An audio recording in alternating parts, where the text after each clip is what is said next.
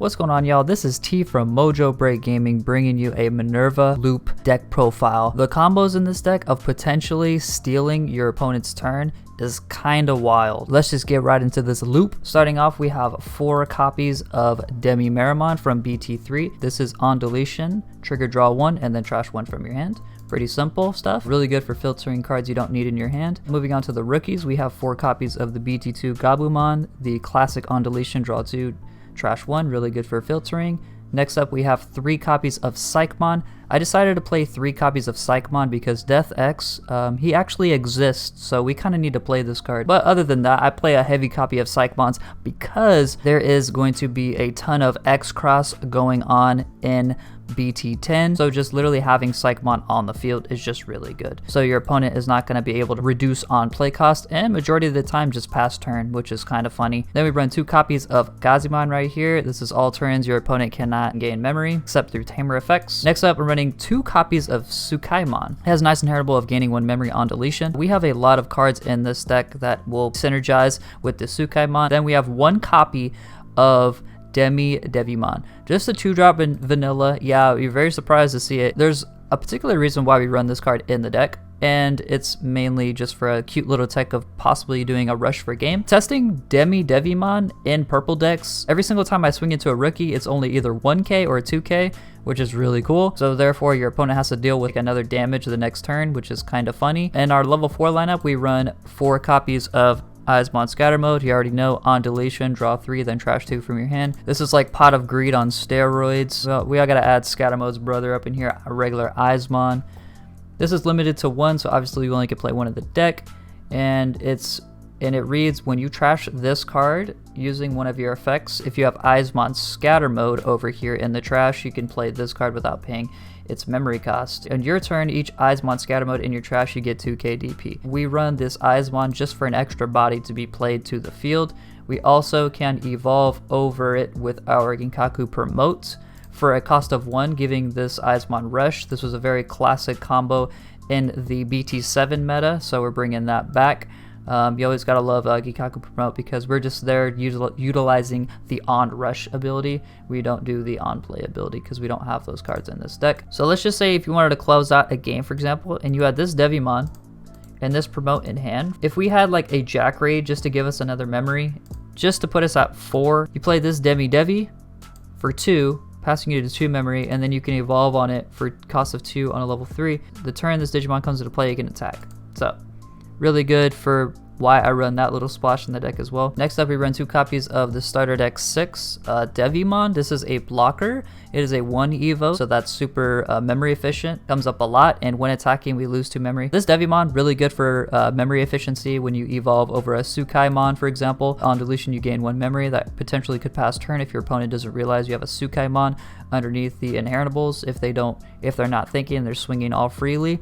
Very, very good. Also, Gabumon in the inheritable is really good because you're not losing a security, you're blocking an attack, but you're able to cycle cards and draw potential pieces that you need. Going back to Scatter Mode, a great inheritable underneath Scatter Mode is Tsukaimon as well, because being able to, on deletion, draw 3, then trash 2, and then gain a memory, I think that's a lot of resources just for 1 swing. The main combo you want with Scatter Mode is being evolved on top of your Gabumon. Draw 3, trash 2 with Scatter Mode, and then you on deletion, draw 2, trash 1, and then Minervamon, you draw 1, trash 1. Kind of crazy, really crazy cycling in this deck. That's the main stack that you do want in this deck to find your pieces quick. Next up, we're running the spice of the deck. One of my favorite Digimons, we're running the Cerberusmon from BT4. On deletion, you draw 2, and then you trash 1 card from your hand. Okay, pretty standard. So what makes this Cerberusmon package very spicy is that we have the rush ability on Cerberusmon Werewolf mode, and on play, you may delete one of your Cerberusmon to gain 9 memory. Now we're going to be using that on play effect, and we're going to be abusing that in this deck to potentially steal our opponent's turn and literally just take games.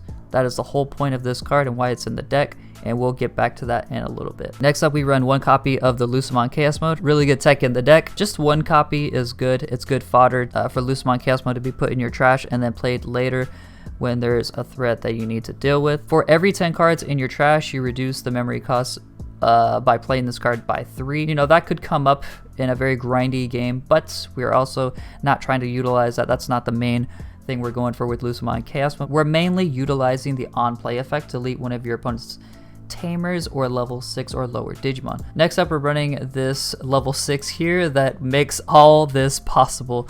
Alright, so my Minervamon, it has retaliation by default. That's super cute. It's a 3 Evo on a level 5. Opponent's turn. When your opponent plays a Digimon, you may play one purple level 4 or lower Digimon card from your trash without paying its memory cost. Any on-play effects, don't activate. It's not once per turn. It's literally during your opponent's turn. So if your opponent is playing a bunch of Digimon, I'm pretty sure you're playing a lot of bodies to the field. It's definitely going to come up a lot. Just being able to have a spread board advantage from your opponent, it's going to be quite overwhelming. So on deletion, if your opponent has 2 or less Digimon in play, you may play one purple level 5 or lower purple Digimon or one Minervamon from your trash without paying its memory cost. The Minervamon is actually coming in BT11, I believe. The main effect, what we like from Minervamon, is being able to play a level 5 or lower purple Digimon. So this is where the combo comes in. And we're gonna get to that a little later. Next up, we run 2 copies of the classic Lilithmon from BT3. Is when digivolving, you have 10 or more cards in your trash. You may return up to 2 purple options from your trash to your hand. Obviously, we run Jack Raids in this deck. It is a loopy deck, so that's why we run 2 copies of Lilithmon. In your turn, when you play when you use an option card, you gain 2 memory. So you play Jack Raid, gain a memory, and then you gain 2 more with Lilithmon, for example. We have other option cards we play in this deck as well if we have to utilize any of our other options. Next up, we run 1 copy of Omnimon Zort. This is when digivolving, trash the top 3 cards of your deck, and then you can play 2 black or purple Digimon with an 8 cost or less, and then when attacking, you can return a level 6 from its sources to your hand to delete one of your opponent's unsuspended Digimon with play cost of 12 or less. Being able to play bodies to the field and then just have a big threat on the field as well. Also run 1 copy of Death X-Mon because this card is just seriously cracked. Tons of Tamers are going to be played and tons of Digimon are just going to be slapped on the field. For those that don't know, Death X, you reduce its play cost by 3 for each Digimon and Tamer on your opponent's side of the field, which is crazy. And it's on player when digivolving, so you can use it either or. Just note that this card is going to be splashed in so many different decks, so I always expect Death X-Mon to be played in every single deck I verse. So sometimes spreading board too much is really bad, so you always have to look out for that. And also on play, you de-digivolve one of your opponent's Digimon, and then you can delete all their level 4 lowers. And then at end of opponent's turn, you delete all your opponent's Digimon with the lowest play cost, so they also have to play around that too. So sometimes playing around Death X feels like nearly impossible. Also noting that I know that people are going to be playing Death X in BT10 a lot. That's the reason why we run 3 copies of Psychmon, not being able to reduce that on play cost for Death X-Mon. So if we decide to actually spread board through Minervamon's effects, through Omnimon Zort's effects, as long as we have that Psychmon in the trash, being able to play that without paying the memory cost, have our opponent deal with that is really good. And then we run 1 copy of Calling from Darkness. This is delete one of your Digimon, then return up to 2 of your purple Digimon cards from your trash to your hand. Really good for bringing Digimon that you need from your trash to your hand to continue your combos, like your Cerberusmons and some of your level 4s that you would need. If you have something in your raising area and you have no Digimon on the field to delete, you can still return up to 2 purple Digimon from your trash to your hand. So really, really good whiffing that first effect and then returning up to 2 purple Digimon. If you have a Digimon on the field, you actually have to utilize this effect first, and then you would actually be able to grab 2 Digimon. But, if you're able to slap Calling from Darkness down while you have just a purple egg, for example, in the raising, just chilling, you can definitely just play this for 1 and just bring 2 Digimon that you need from your trash to your hand. And then we run 3 copies of Dead or Alive. Now the reason being, I'm running 3 copies of Dead or Alive. I want this to be a huge threat in our security. You play 1 purple level 5 from your trash without paying its memory cost. Really good for playing our Lucamon Chaos mode. So that's a huge threat if our opponent has to deal with that. If our opponent smacks Dead or Alive in our security, we can play Lucamon Chaos mode, and on play, you'll delete one of our opponent's Tamers or level 6 or lower Digimon. So that is huge. Literally smacking, like, for example, a Gaia Force, and then be able to have a Digimon at the same time. So it's like deleting something and playing a huge body on the field. 12k DP level 5 onto the field, so super crazy. Also, reason being why we play Dead or Alive is because we want to stack up and have our Cerberusmon on the field And then we actually want to play the Service Mon Werewolf mode from the trash. On play, Service Mon will trigger its effect. You can delete one of your Service Mons to gain 9 memory. So if you already have this Service Mon on board, and then you play Service Mon Werewolf mode through Dead or Alive's effect, it will immediately steal your opponent's turn because you will gain 9 memory once this is popped. Actually an insane combo. Let's say if your opponent is at 2 memory and they swung into security, and you're able to pop your Service Mon to gain 9 memory. Your opponent literally just gave you 7 memory just by doing that. So I run 3 Dead or Alive because I do want to see this a lot in security, and I feel that it is a very important card to the deck as well. You really want to make sure that you have these Service Mon Werewolf modes in the trash. This is the main card that you want fodder in, as well as your Lucimon Chaos mode. That's like, these are your fodder package of what you want in your trash. Also, we run 4 copies of this random card from BT5, Revive from the Darkness. This is main, delete one of your purple Digimon, and then you may play 1 level 5 or lower purple Digimon from your trash without paying its memory cost. And on play, effects of Digimon played with this effect don't activate. This insane card, Revive from the Darkness, that synergizes so well with Minervamon. Let's say if you're at 0 memory and you have a Minervamon on field, and let's say you want to utilize Minervamon's deletion effect, you play this Revive from Darkness for a cost of 4, passing your opponent at 4 memory, right? So here's the combo. With Minervamon on your field, we want to use this on deletion effect. If our opponent has 2 or less Digimon in play, we could play 1 purple level 5 or lower from our trash without paying the memory cost. Right, so we want to utilize that effect. So if we're at 0 memory, Revive from Darkness, passing our opponent to 4 memory, being able to trigger the effect of deleting one of our purple Digimon. So we're going to delete our Minervamon. Then we're going to be playing a Cerberus Mon from the trash through Revive from Darkness's effect, because on play effects don't activate, right? And then triggering Minervamon's effect after that on deletion, we play a level 5 or lower from our trash without paying its memory cost. We play the Cerberus Mon Werewolf mode to destroy our Cerberus Mon, do its on deletion effect, and then being able to gain 9 memory.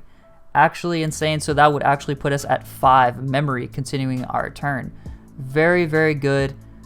A very crazy combo of just having so much memory manipulation, of passing your turn and then just like literally pulling your turn right back. Also note that Cerberus Mon has rush, so if you want to swing into security with a 9k DP level 5, I would say majority of the time you are safe. 9k DP is very strong. Next up, we run 1 copy of Trump Sword.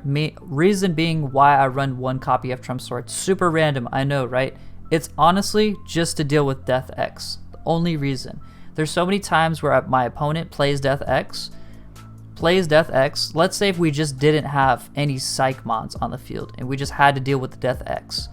You know, it happens. So therefore, if we have Trump Sword in our hand and they pass over like, I don't know, what, 6 memory or something like that, I wouldn't mind playing this for 7, choking my opponent to 1.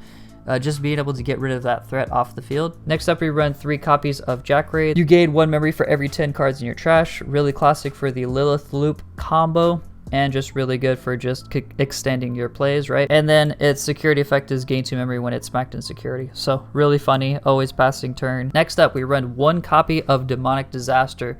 Now, the reason being why I'm running 1 copy of Demonic Disaster is because this reads, you can delete one of your Digimon to unsuspend one of your purple Digimon. There's so many times I've closed out games of using Demonic Disaster in purple. Just a little one of, and the deck can come up. Then we are running 2 copies of Matt Ishida. So this is our Memory Tamer, 4 costs. You'll always go to 3 memory at the start of your turn.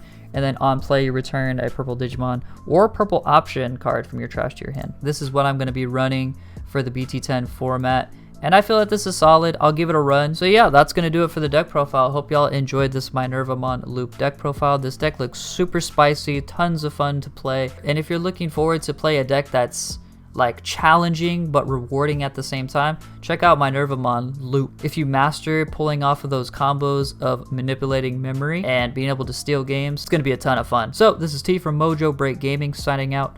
Peace out, y'all.